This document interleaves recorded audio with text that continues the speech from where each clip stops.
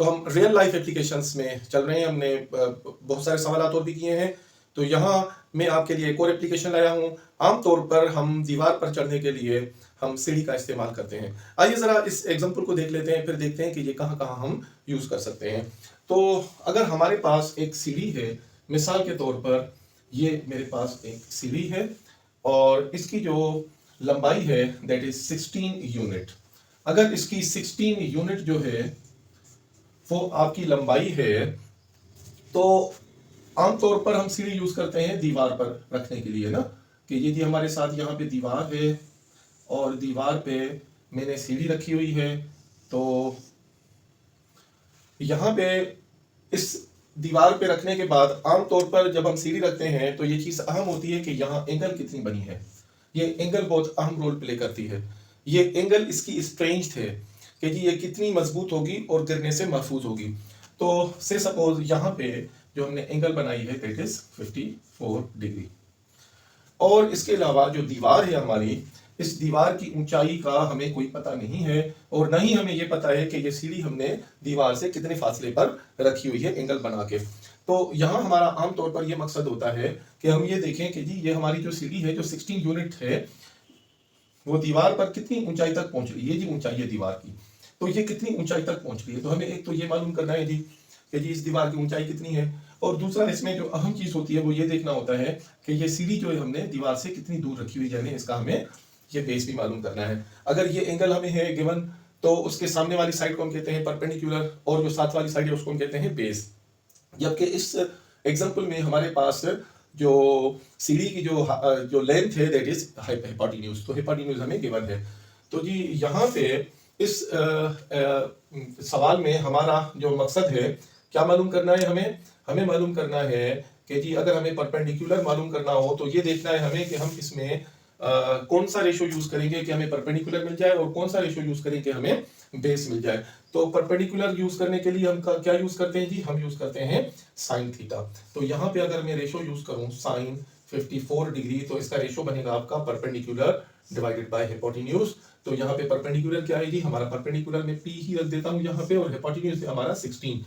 तो अगर मैं इसको थोड़ा सा मजीद सिंप्लीफाई करूं, अगर p की वैल्यू मालूम करनी है तो ये देखें जो 16 है यहाँ आके आपका 54 के साथ मल्टीप्लाई हो जाएगा। तो मुझे इस वक्त यहाँ पे जो परपेंडिकुलर है वो मुझे मिल रही है, यानी जिसको हम कहते हैं हाइट ऑफ दीवार, तो वो बराबर है आपकी 16 मल्टीप्लाइड बाय साइन 54 डिग्री। तो ये जो स्टेटमेंट है इससे हमें परपेंडिकुलर की हाइट मिल गई। हम क्या करेंगे, यहाँ पे साइन 54 डिग्री की वैल्यू कैलकुलेटर का यूज करेंगे जहां पे हम।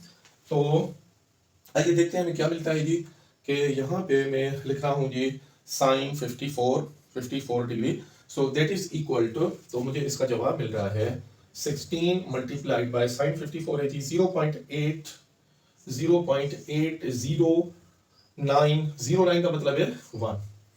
तो ये तकरीबन आपका 0.81 आपका साइन 54 डिग्री की वैल्यू आ गई। और अगर हम इन दोनों को मल्टीप्लाई करें तो हमें क्या मिल रहा है। अच्छा जी यहाँ हमें क्या रिजल्ट मिला, थोड़ा सा इस पे गौर कीजिए कि ये 16 तो आपकी इस सीढ़ी की लंबाई है, ये जो 0.81 हमें मिला ये परसेंटेज है। इसका मतलब है कि ये आपकी 16 यानी सीढ़ी की 81% है, यानी सीढ़ी की 81% ऊंचाई पर आपकी ये सीढ़ी पहुंच रही है दीवार पर। तो परसेंटेज ऐसे ही होती है ना, आउट ऑफ 100, तो इसका मैं पॉइंट खत्म कर दूं तो इसके नीचे 100 आ जाएगा।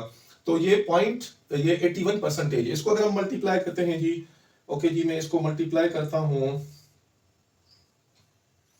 तो मैं इसको मल्टीप्लाई करता हूं जी 16 के साथ, तो मुझे रिजल्ट क्या मिल रहा है जी 12.94 दैट इक्वल्स 13।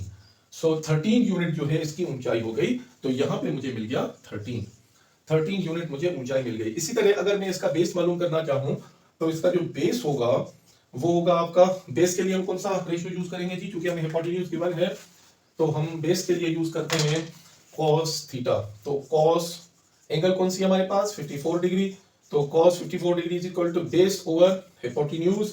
तो जी बेस अपनी जगह, हाइपोटेन्यूज कितना है जी 16 है। अब ये 16 यहाँ आके मल्टीप्लाई हो जाएगा, तो हमारे पास जो बेस है वो बराबर होगा 16 multiplied by cos 54 degree.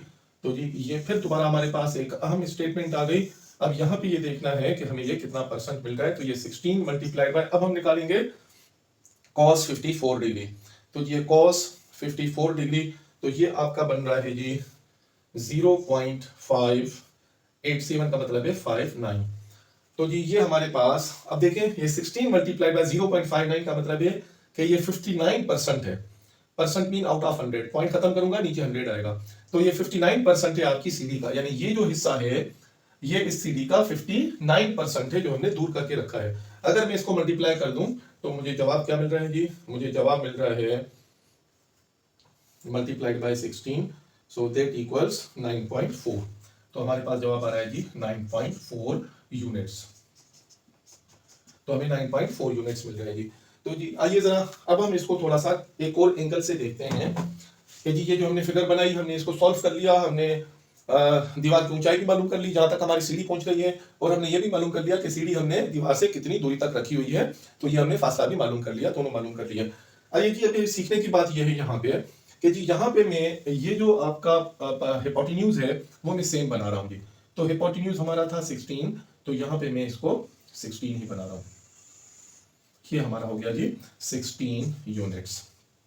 Okay जी, तो अगर 16 के बजाय जरूरी है इसको अगर मैं एक नाम दे दूं, इसको मैं एक नाम दे देता हूं, से सपोज मैं कहता हूं कि जी ये हमारा है v, मैं इसको v नाम दे देता हूं। तो ये जो मैंने यहां पे लाइन बनाई है, ये वाली लाइन, तो ये वर्टिकल लाइन है। अगर ये वर्टिकल लाइन मैं यहां के बजाय मैं इस लाइन को यहां पे लेकर आऊं और यहां से बना दूं, तो मेरे पास क्या फिगर बनती है जी, मैं ये देखें, ये मैं लाइन यहां पे बना रहा हूं जी, ये मैंने यहां पे लाइन बना दी, तो ये हमारी यहाँ पे y एक्सिस को जाहिर कर रही है। इसी तरह अगर ये वाली जो लाइन है वो यहां से मैं इस तरफ शो कर दूं, ये वाली लाइन, ये जरा नोट कीजिए कि मैं ये लाइन जो है इस तरफ बना रहा हूं, तो जी इस लाइन के बाद देखें ये आपकी हो जाएगी x एक्सिस, ये आपकी हो जाएगी जी आपकी x एक्सिस, और ये हमारी हो जाएगी y एक्सिस, ये y एक्सिस हो जाएगी।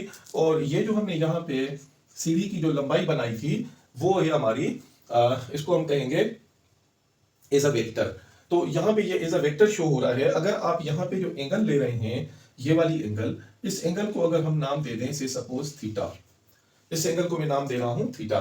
तो जी फिजिक्स में आमतौर पर अगर हमारे पास कोई वेक्टर है तो वेक्टर में हमें उसके मैग्नीट्यूड के साथ उसके डायरेक्शन की भी जरूरत होती है, तो ये बहुत आम होता है कि हम उसकी डायरेक्शन मालूम करें। अब जाहिर सी बात है ये 2 डायमेंशनल में इस वक्त हमने एक वेक्टर रखा हुआ है, तो हमें क्या मालूम करना होता है कि जी इसके जो x कंपोनेंट है वो कौन से हैं और इसके y कंपोनेंट्स हैं, ये दोनों बहुत आम होते हैं कि हम मालूम कर रहे हैं। तो अगर हम ये वाली साइड देखें, ये साइड हमने यहाँ पे मालूम की हुई है, तो ये साइड क्या आएगी आपकी बेस, ये वाली साइड हमारी बेस है। तो ये अगर मैं यहाँ पे ये मालूम कर लूं तो इसकी जो बेस होगा, यानी ये साइड होगी आपकी x एक्सिस, तो इसका जो यानी आपका वेक्टर है, इस वेक्टर की, ये जो वेक्टर हमने बनाया है, इस वेक्टर का अगर हम x कंपोनेंट ले लें तो v सब x, ये हमारा बराबर किसके हो जाएगा, ये हमारा बराबर हो जाएगा आपका, देखें ये v multiplied by cos 54 degree, तो यहां पे हमारे पास आ जाएगा जी cos